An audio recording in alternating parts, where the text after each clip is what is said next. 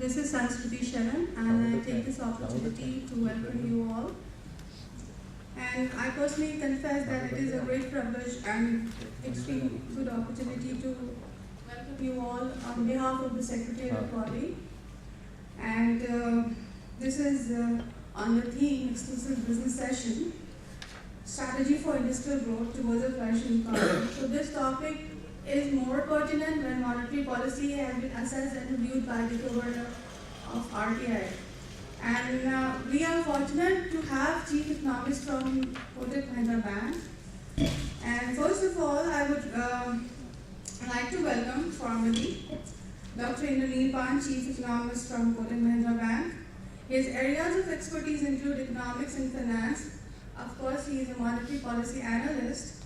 And with him, we have Dr. Paritosh Basu. He'll be the main moderator through the sessions. And I'm thankful to Mr. B.L. Chandak, former employee of SIDBI. He has many and much ground research work that he has covered through his career, which he is going to share. And he begged to differ with the policy of RBI, so it might get a little argumentative. Now we have on board Dr. Surendra Nayak. So as the session progresses, I'm going to introduce individually. So now may I request Dr. Ms. Indraneel Pan to come on stage and give his presentation, and Dr. Paritosh Basu to take the stage. Of course, one more thing I would like to request all our audience to kindly listen to this session carefully. If you have any question, relevant question, please put it down. Towards the end of the session, you may like to pose questions directly from the speaker. He will take it up. Thank you so much.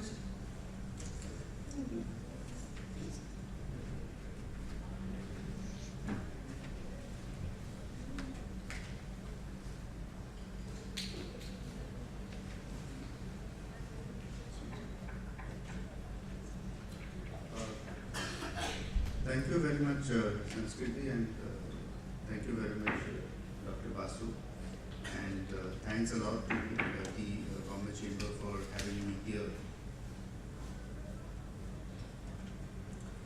to speak on macroeconomic. I don't know how relevant the setting of a macroeconomy may be in terms of whatever we would be possibly discussing during the later part of the day, but my main attempt here would be to lay down the basis of the discussion as we go along in the day and sort of try and highlight what are the various issues that we think are relevant in terms of the global and the Indian macroeconomy. Now, my presentation is slightly sort of divided into two parts, and I think the reason why I do that significantly is because India is not alone in this world at this point in time. We depend significantly on trade. We depend significantly on global commodity prices. So therefore, oil and all the happenings that we've seen from say about July, August of the last year, in terms of the commodity prices drop, oil prices drop, have had its influence on the Indian economy. We have a significant reliance on flows into the economy, and that's related to the equity markets, the debt markets, the FDI, the ECB. So it's a very sort of closely knit, intertwined world, which therefore makes it difficult for us to analyze India in a standalone basket. Now, yes, the domestic economy remains relevant in a very significant way, but the way I'm sort of looking at the whole situation is that while the domestic situation remains relevant from the consumption and the manufacturing perspective, the funding perspective is getting more shifted to the international world, and hence a big discussion on the global economy. In this presentation, I'll briefly sort of touch upon what are the key issues that we are looking at from a global perspective. One, the growth divergences that we see. Now, the growth divergences clearly are, we are looking at the US being the only economy to be growing and sort of to regain its strength. The problem here is, and this I'll come and refer to at various stages of my presentation, the problem is that we are not really yet sure whether US as a single entity can continue to grow without the trade linkages that we had seen in the previous years for the global economy and therefore its interlinkages back into Asia. The other very important issue that is actually happening is that gradually we will be questioning whether the global economy can actually go back in terms of a cumulative growth to the 4.5 to 5%. And that, in a very significant way, also will have a downturn effect in terms of what is the type of expectation that you can have from an Asian economy perspective, from an emerging market perspective, significantly again sort of China, India and the likes. Again, the critical issue that is happening there is that gradually we are seeing a huge demographic shift that is happening in the G4 economies. Japan has already been suffering with it. Europe, US, they are significantly moving on to that direction. Therefore, we sort of see, for example, labor participation rates dropping off very significantly in the US economy.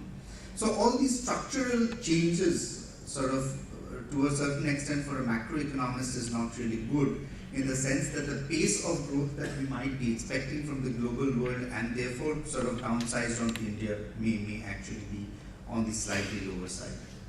Benign commodity cycle, I think, yes, we have seen a huge correction in the commodity prices, but I'm not sure whether the delta or the correction into 2016 will be the same type as in 2015. Now, there's a very interesting sort of thought process that can be laid out in terms of the commodity prices. And for example, there are certain research which still talks about oil at $20 a barrel. But I think that if oil actually goes to $20 a barrel, it is actually a much sort of graver situation than India, rather than being a joyous situation for India. And the reason being, oil at $20 a barrel clearly means that the whole world's global growth or the whole world's growth dimensions have actually fallen apart in a very significant way. And as I said, that since there is a huge interlinkage between India and the rest of the world, a commodity cycle which is significantly lower than the current levels may actually be thought to be disastrous from a global perspective. Global disinflationary impulses, yes, we have seen significant amount of correction in prices globally because of the benign commodity cycle. Demand also continues to be on the lower side. But my feeling, and clearly I think this is turning out to be to a certain extent relevant, and because of the whole monetary policy angle that has developed in the global situation, we might not be once again seeing significant crumble of prices from now on from a disinflationary perspective. Now, what the point numbers 1, 2, and 3 are leading into is a total unsynchronization of monetary policy globally. Now, I'll just take a couple of minutes to explain this. Now, if you remember the Lehman crisis in 2008-2009, it was a global crisis, but originating from the United States. It flowed across the world, and every economy actually had to move in a similar direction to save its own economy. For example, the first step that every economy did was fiscal openness. We had also seen a significant amount of fiscal openness in India, where fiscal deficit actually jumped from 2.5% in 2007-8 to around 6.5% in 2008-9. So that's the type of fiscal push every economy had put in. When fiscal didn't solve the problem, everybody went in for a huge amount of monetary push. So the direction of the policy remained the same across the world, and which is sort of changing at this point in time. Because of the deflationary impulses, there is a sort of downsizing in terms of the monetary policy in Asia. In some other regions of the world, like the ECB is on an easier monetary policy stance, the Bank of Japan is on an easier monetary policy stance, the Bank of UK, the Bank of England has actually postponed any thoughts of hiking interest rates because of its lower unemployment and lower inflation dynamics. It is only the US that we see, read in the papers, and we constantly hear and see US being posturing for a rate increase. So again, the perspective is, and this closely links me to the point number 1, whether US is able to increase monetary policy as an end game in a situation where the rest of the world is not growing, trade linkages are missing, and therefore global growth as a perspective is not there at all. So the point that I'm trying to actually gradually build up is that if I consider India in the whole globe, the type of uncertainties that might still affect India continues to be extremely significant, extremely relevant, and therefore whatever positivities that we possibly see for India at this point in time, we will need to sort of carefully on a daily and maybe even on an hour basis analyze going forward before we can clearly say that India is sort of launching itself onto the next growth path. I'll come back to that later.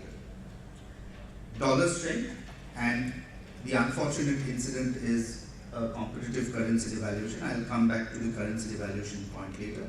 On the growth divergence, I don't really need to go into the depths, but clearly the advanced economy is not that is growing. Within the advanced economy, only US seems to be growing, but the main growth is still coming from the emerging Asia. Now, if you remember at a certain point in time, the thought process was that, okay, Japan has not done well, fine, it might be US or Europe that would be doing well. Okay, Europe and US have fallen through along with Japan. It would be the emerging markets, and that's the way the emerging market as a term got coined. And within the emerging market, it was Asia which was thought to be the big torchbearer of growth led by China and some of the other relatively more industrialized Asian economies. So they still sort of continue to be the mainstay for growth in the global economy. But the level of growth has actually bumped down in a very significant way. So I think that is the crucial point that needs to be made, along with the fact that growth has been differentiating within the various economies. Again, these are just graphs. I've already talked about the commodity price slide.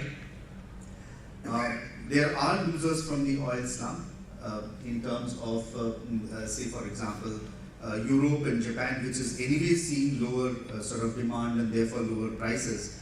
Their monetary policy and their domestic policies are getting significantly being questioned, because also along with the demand slump, the commodity prices is not helping the price.